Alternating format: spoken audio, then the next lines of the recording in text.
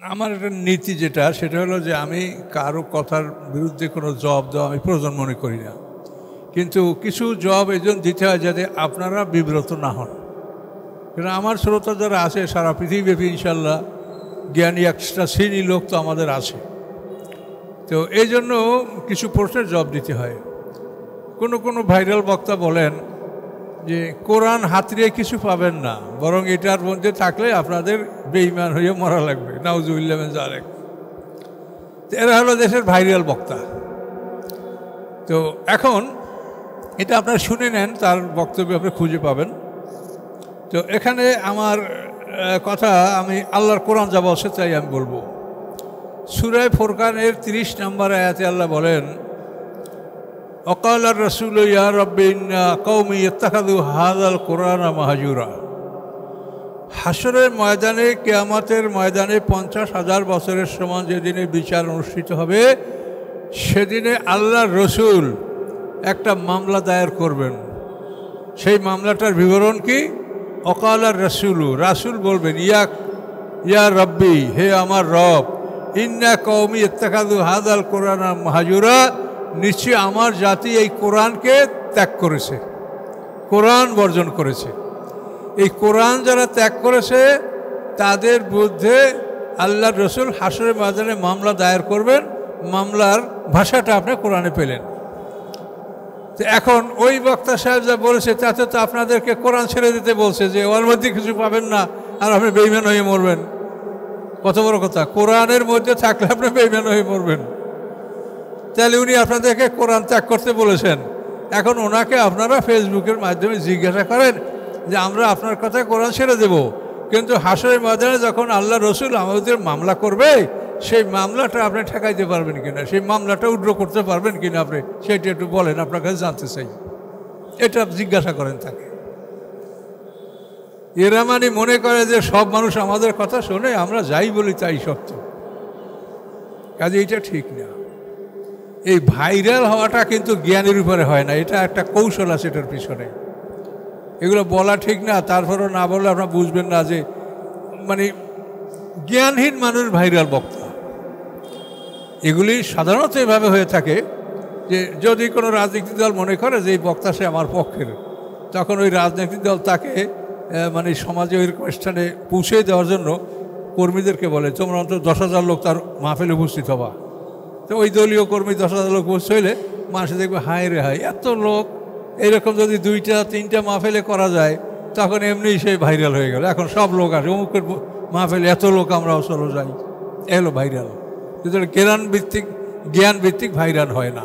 তো এই জন্য আপনারা সতর্ক থাকবেন। তাকে বলেন যে আপনি যে আমাদের কোরআন ত্যাগ করতে বললেন, তা আল্লাহর রসুল যে আমাদের কোরআন যারা ত্যাগ করেছে তাদের বিরুদ্ধে মামলা করবে, তা আপনি কি এই মামলাটা উড্র করতে পারবেন? তা আপনি আমাদের কোরআন ত্যাগ করলেন কোন দলিলে, কিসের ভিত্তিতে? তারপর কোরআনে কিছু পাওয়া যাবে না, এই কথাটা কত বড় মারাত্মক, সম্পূর্ণ কোরআন বিরোধী কথা। কোরআনে আল্লাহ তাআলা পরিষ্কার সূরা আনামের 38 নম্বর আয়াতে আল্লাহ বলছেন, মা ফাররাতনা ফিল কিতাবে মিন শাই, এই কিতাবে আমি কোনো কিছু কমতি রাখি নাই, কোনো কিছু ঘাটতি নাই। সূরা বনী ইসরাঈলের 12 নম্বরের আয়াতে আল্লাহ বলেছেন, ওয়াকুল্লা শাইইন ফাসসালনাহু তাফসীলা, আমি প্রত্যেক বিষয়ের বিস্তারিত বিবরণ এই কোরআনে দিয়েছি। আচ্ছা, বনী ইসরাঈলের 9 নম্বর আয়াতে আছে আল্লাহ বলছেন, ইন্না হাযাল কুরআনা ইয়াতি লিল্লাতি হিয়া আকওয়াম। আল্লাহ বলেন এই কোরআন, ইন্না হাযাল কুরআনা, এই কোরআন ইহাদি পথ প্রদর্শন করে, আল্লাতি এমন একটা পথ, হিয়া আকওয়াম, যেই পথটা সবচাইতে সোজা। পিকথাল এই শব্দের অর্থ করছে স্ট্রেইটেস্ট।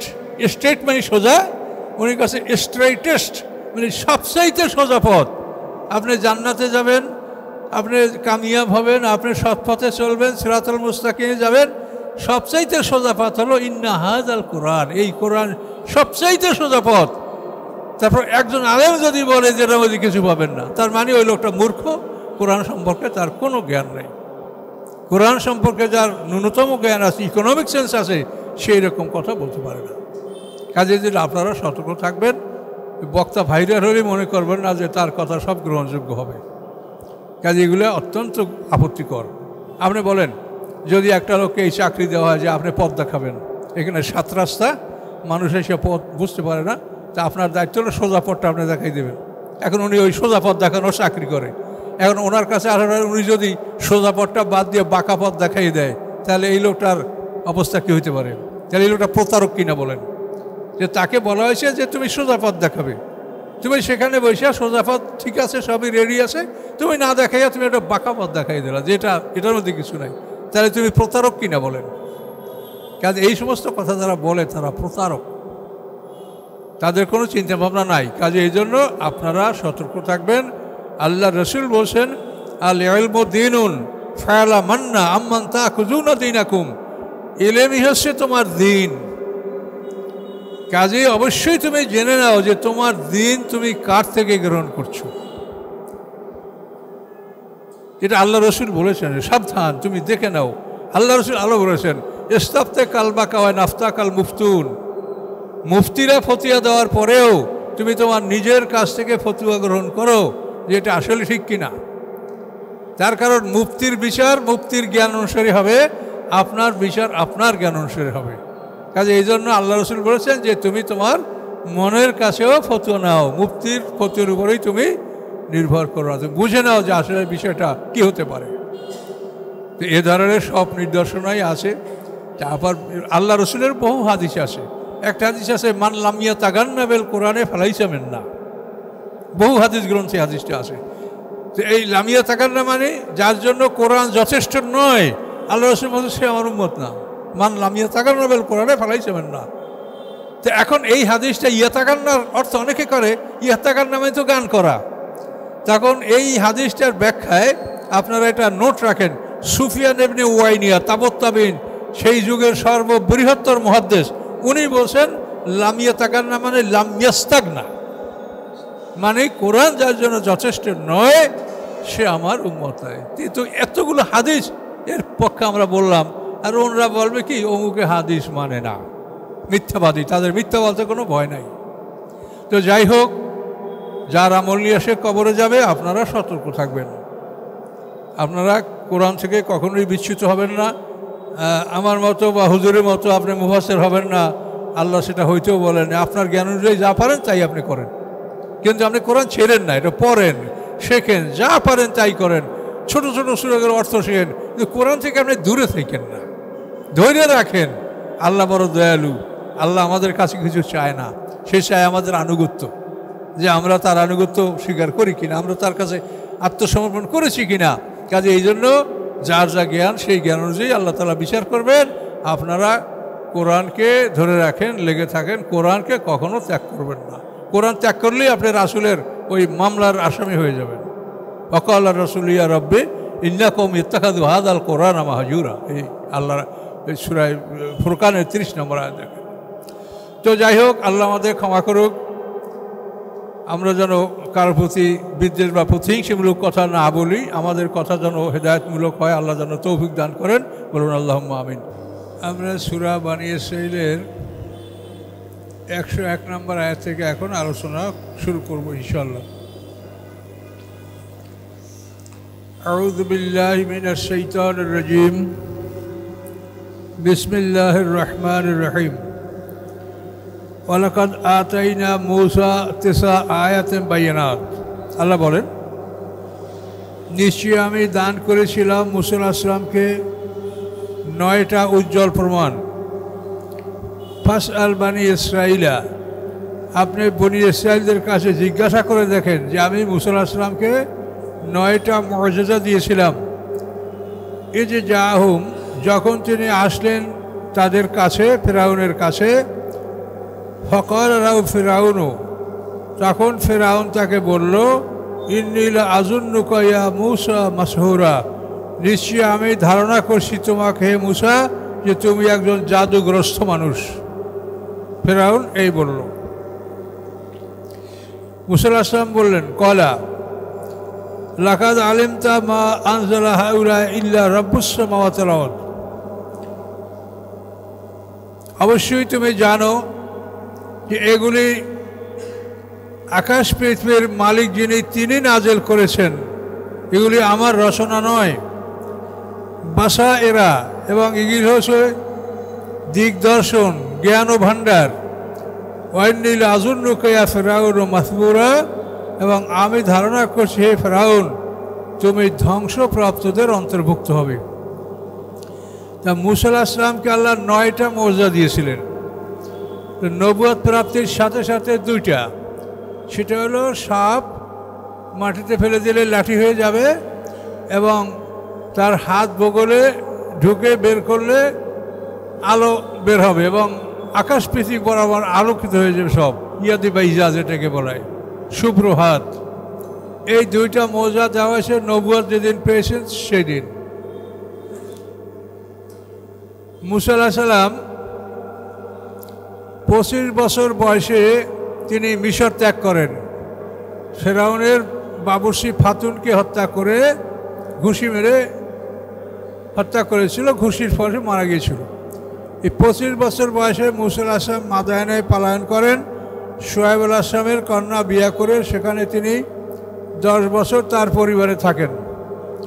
এই 35 বছর পর অথবা আরও কিছু বেশি সময় সেখানে কাটানোর পর মূসা আলাইহিস সালাম যখন তার স্ত্রীকে নিয়ে মিশরের দিকে রওনা করছিলেন, তখন প্রতিমধ্যে তুর পাহাড়ে মূসা আলাইহিস সালামকে আল্লাহ ডেকেছেন এবং তার সাথে কথা বলেছেন এবং নবুয়ত লাভ করেছেন। এই নবুয়ত লাভ করে ওখান থেকে মূসা আলাইহিস সালাম মিশরে প্রবেশ করেছেন। মিশরে তিনি 30 বছর ফেরাউন, কারুন, হামানকে দাওয়াত দিয়েছেন। 30 বছর পরে আবার তিনি মিশর ত্যাগ করেছেন। লোহিত সাগর পাড়ি দিয়ে তিনি মিশর ত্যাগ করেছেন। মিশর ত্যাগ করে সিরিয়ার ভূমিতে তিনি বসবাস করছেন, এবং এইখানে আসার পরে মূসা আলাইহিস সালামকে আল্লাহ তাআলা তাওরাত কিতাব দান করার জন্য তুর পাহাড়ে ডেকেছিলেন।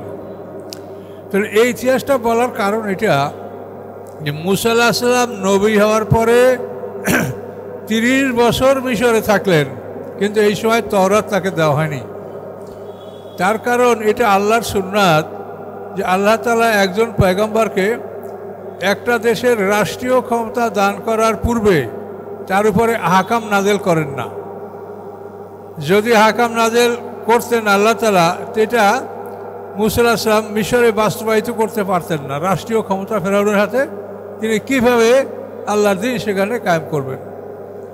এই জন্য এটা আল্লাহর সুন্নাত যে একজন পয়গম্বরকে একটা দেশের রাষ্ট্রীয় ক্ষমতা দান করার পূর্বে তার উপরে আহকামের আয়াত নাজেল করেন না।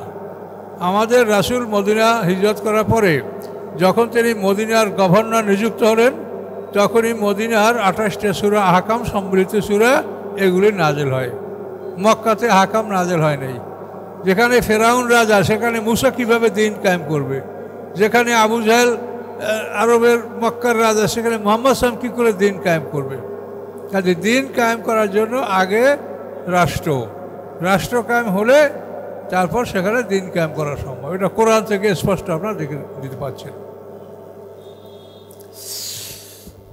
তবে দিন কায়েমের চেষ্টা আপনাদের করতে হবে। এটা নিয়ে আপনারা যে চেষ্টা করেন নাই, এটা যেন আপনার জীবনে প্রমাণ না হয়, আর কোনো অবস্থাতেই যেন প্রমাণ না হয় যে আপনি দিন কায়েমের বিপক্ষে ছিলেন। তাহলে কিন্তু কঠিন শাস্তির সম্মুখীন হতে হবে না, আপনি জানেন, কিন্তু আপনাকে চেষ্টা করতে বলছে, আপনি করে যান। তো মূসা আলাইহিস সালামকে আল্লাহ 9টা মওজিজা এলো, 2টা লাঠি সাপ হয়ে যাওয়া আর ইয়াদি বাইজা শুভ্র হাত। এরপরে 5টা মওজিজার কথা এক আয়াতে আছে। ফারসালনা আলাইহিমুত তুফানা ওয়াল জারাদা ওয়াল কুম্মালা ওয়াদ দাফাদিয়া ওয়াদ দামা, এই 5টা মওজিজা। এই প্রথম হলো তুফান। 1 সপ্তাহের জন্য আল্লাহ তাআলা মিশরে বন্যা দিলেন। এই বন্যায় শুধু ফেরাউন সম্প্রদায় ধ্বংস হলো। ফেরাউনরা আমালেক সম্প্রদায়ের লোক। আর আমলিক হলো আউজের এক পুত্রের নাম ছিল আমলিক।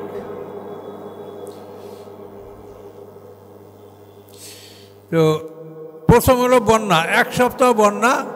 ফেরাউন বংশের যারা লোক তাদের বাড়িঘর ডুবে গেছে, খাদ্য নষ্ট হয়েছে, জ্বালানি নষ্ট হয়েছে, পাকশাক বন্ধ হয়ে গেছে, এক সপ্তাহ বন্যা। তখন তারা মুসা আলাইহিস সালামকে বলছে যে তুমি আল্লাহর কাছে দোয়া করো, এই বিপদ দূর করো, এই বিপদ দূর হয়ে গেলে আমরা ঈমান আনব। কিন্তু মুসা আলাইহিস সালাম দোয়া করলেন, বিপদ দূর হলো, ঈমান আনলো না। 1 মাস তারা ভালো থাকলো। 1 মাস ভালো থাকার পরে দ্বিতীয় শাস্তি আসলো। তুফানের পরে জারাদ, পঙ্গপাল, এক ধরনের পোকা, ফড়িংয়ের মতো। এদের সংখ্যা আল্লাহ ছাড়া কেউ জানে না। এরা যদি কোনো দেশে আসে তাহলে সেই দেশের, এই বাংলাদেশ মানে তার দেশ খাইতে তার 6 ঘন্টাও সময় লাগবে না। তার মধ্যে একবার সমস্ত বাংলার গাছপালা সাদা হয়ে গেছে, কোনো গাছের পাতায় কোনো সবুজ রং আপনি দেখতে পাবেন না। এত ভয়ঙ্কর এই জাত। এরা সমুদ্রে থাকে, আল্লাহদেরকে আল্লাহর বাহিনী। এরা এই পঙ্গপাল পাঠায় দিয়ে ফেরাউন সম্প্রদায়ের সব কিছু খেয়ে ফেললো 1 সপ্তাহের মধ্যে। একই কথা আবার বললো ওরা, আল্লাহর কাছে দোয়া করেন, বালা দূর করেন, আমরা মোমেন হব। কিন্তু মুসা আলাইহিস সালাম দোয়া করলেন, বিপদ দূর হলো, 1 মাস ভালো থাকলো, ওরা ঈমান আনলো না।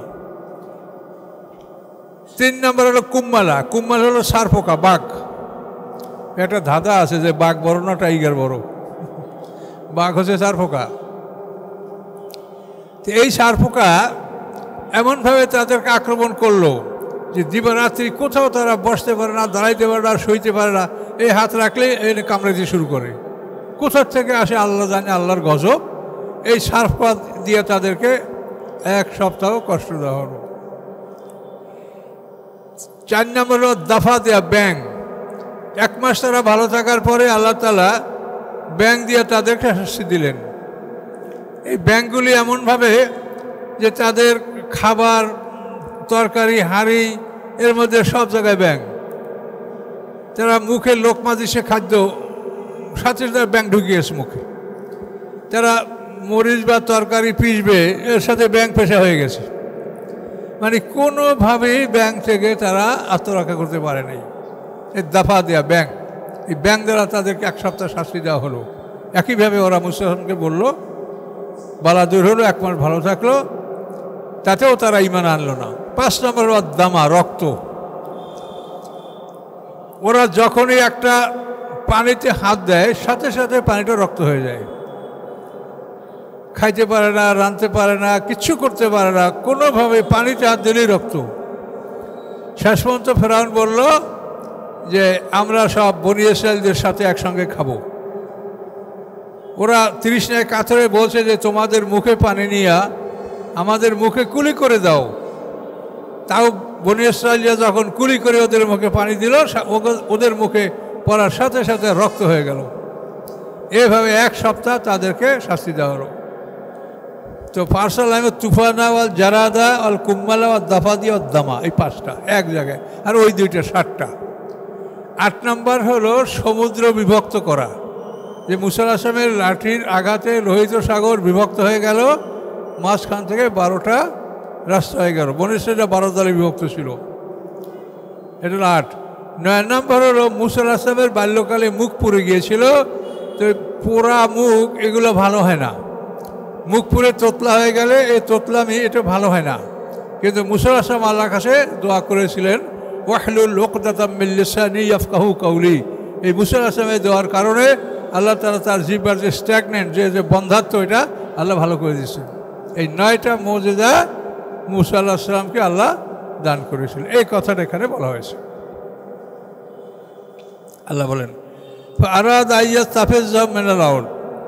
ফেরাউন সম্প্রদায় ইচ্ছা করেছিল যে তাদেরকে পৃথিবীর থেকে ছিন্ন করে ফেলবে, অর্থাৎ যাতে তারাই দিবে। কিন্তু আল্লাহ বলেন, আগরাকনাহু, আমি তাদেরকে ডুবিয়ে দিলাম।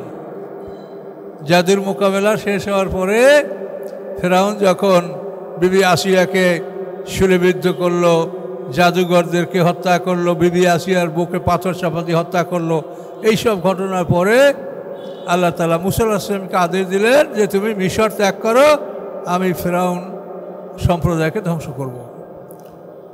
এখানে বিরাট কাহিনী আপনারা শুনেছেন যে মুসা আলাইহিস সালাম মানে এখান থেকে পথ হারাচ্ছিলেন, তারপর তিনি আলেকজান্দ্রিয়া থেকে ইউসুফ আলাইহিস সালামের লাশ সংগ্রহ করলেন। এসব বিরাট ঘটনার পিছিয়ে আপনারা শুনেছেন। এই ঘটনাটা কোরআনে বেশ কয়েকবার উল্লেখ করা হয়েছে। এভাবে মুসা আলাইহিস সালাম ইউসুফ আলাইহিস সালামের লাশ সংগ্রহ করে সেই লাশ নিয়ে তারপর যখন লোহিত সাগর এর পারে গেলেন তখন দেখা গেল যে একটা ভুল হয়ে গেছে। মানে যে আরবের পশ্চিমে যে লোহিত সাগর এর মাথায় হলো এরকম আকাবভূ সাগর এবং এর মাথায় 120 মাইল উত্তরে হলো ভূমধ্য সাগর, এই 120 মাইল হলো সুয়েজ খাল, কাটা খাল।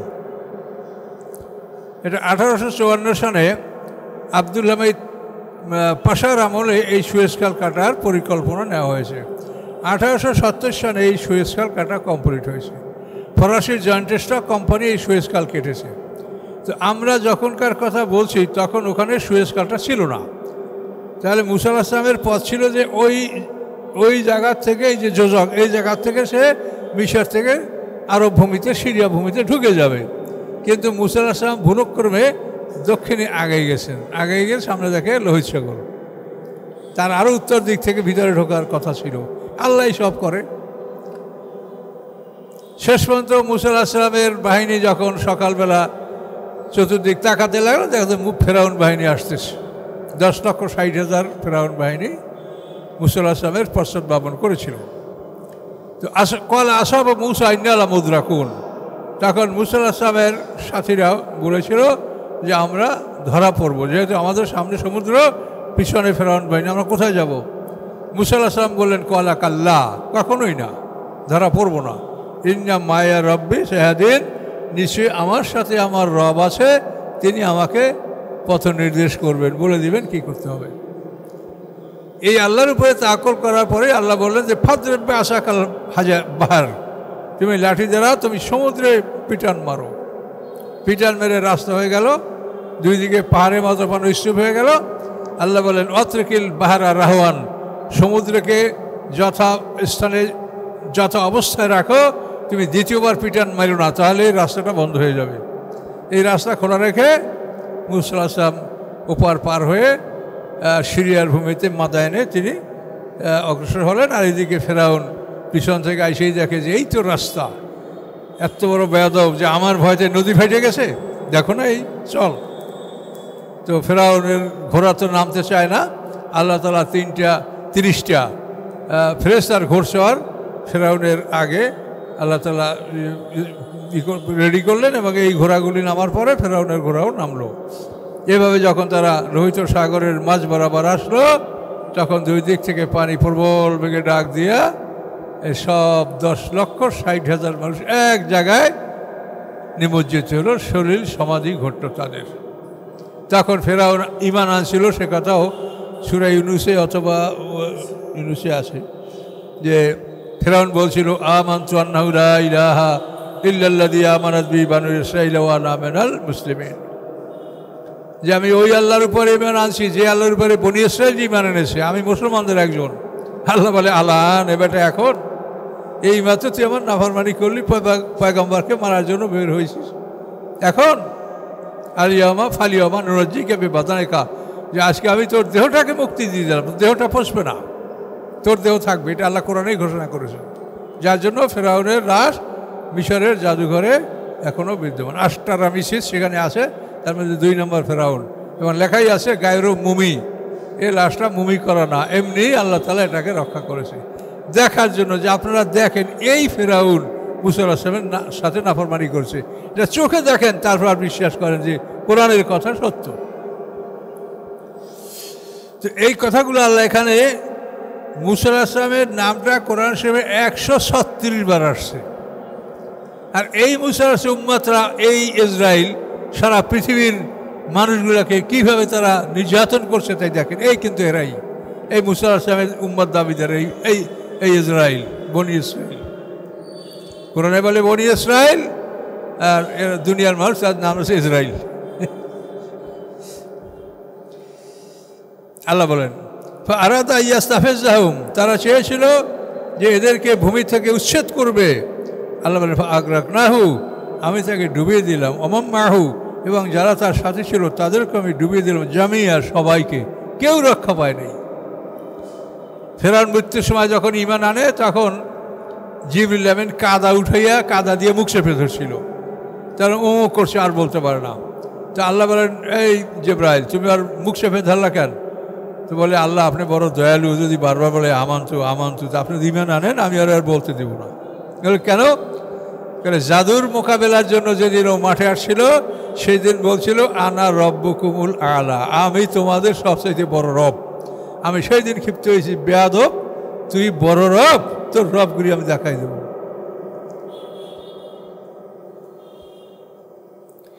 অকুল নামে বাদিলে বানি ইসরাইল আসকুনুল আরদা, আল্লাহ আমি বললাম ফেরাউনের ধ্বংসের পরে বনি ইসরাইলদেরকে, উস্কুনুল আরদা, তোমরা এই মিশরের জমিনে বসবাস করো।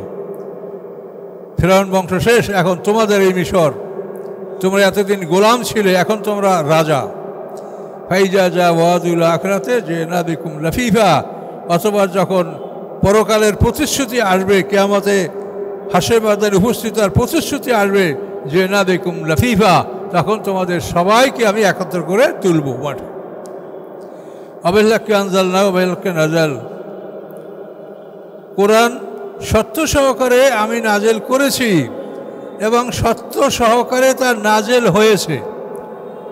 আমি জিবরিল আমিনের মারফত সত্য সহকারে এই কোরআন নাজেল করেছি এবং সত্য সহকারে এই কোরআন নাজেল হয়েছে, বিন্দু মাত্র কোনো খেয়ানাত এর মধ্যে হয়নি। এটা আল্লাহ গ্যারান্টি দিলেন। ফেরেশতারা কখনোই, তাদের কোনো লোভ নাই, লালসা নাই, তাদের খানা নাই, পিনা নাই, সংসার নাই, স্ত্রী নাই। মানুষের চুরি ডাকাতি কেন করে?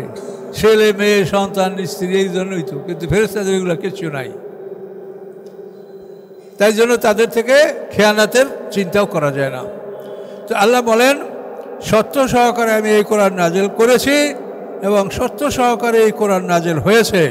ওমা আরসালনাকা ইল্লা মুবাশশিরান নাযীরা, এবং পাঠাই নেই আপনাকে অন্য কিছুর জন্য ইহা ছাড়া যে আপনি সুসংবাদ দাতা এবং ভয় প্রদর্শনকারী। এটার জন্যই আপনাকে পাঠিয়েছি, আর কোনো কাজ আপনার নাই।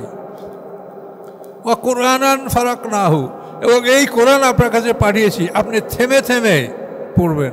লিতাকরাহু আলা মুকসিন, যাতে করে আপনি মানুষের উপরে এই কোরআন থেমে থেমে তেলাওয়াত করতে পারেন। একসঙ্গে তেলাওয়াত করলে মানুষ বুঝবে না। এত বড় কোরআন একসঙ্গে নাজেল করলে কি বুঝবে? হাফেজরা এক রাতে কোরআন খতম করে, তাতে কি বোঝার আছে?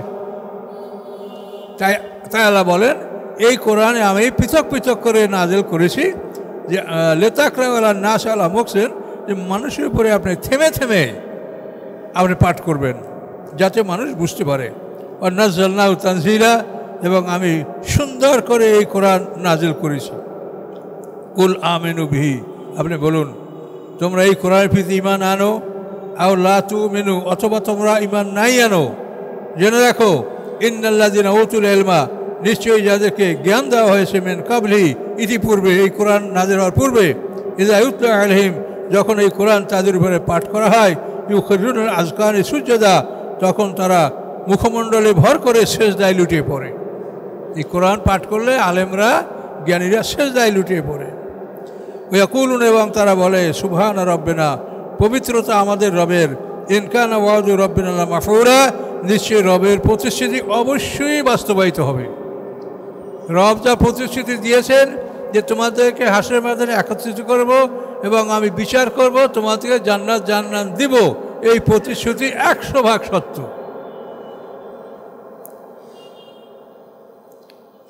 ওয়াখিরুনাল আযকান, তারা মুখমণ্ডলে ভর করে সেজদায় লুটিয়ে পড়ে। ইয়াবকুন, এবং তারা কাঁদে।